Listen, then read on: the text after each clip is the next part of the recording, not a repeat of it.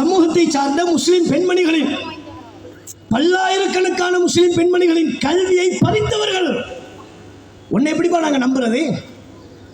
நீ கண்ணீர் வடிப்பது எங்கள் பெண்களுக்கு பாதுகாப்பு வழங்குவதற்கல்ல.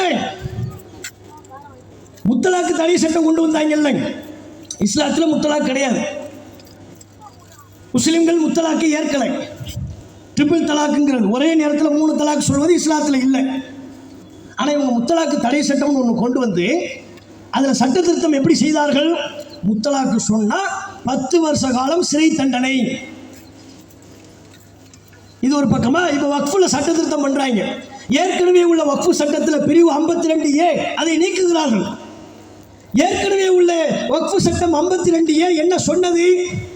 வக்ஃபு சட்டத்தை யாரும் அபகரித்தால், வக்ஃபு சட்டத்தை யாரும் முறைகேடு செய்தால் அவர்களுக்கு 2 வருஷம் சிறை தண்டனை என்று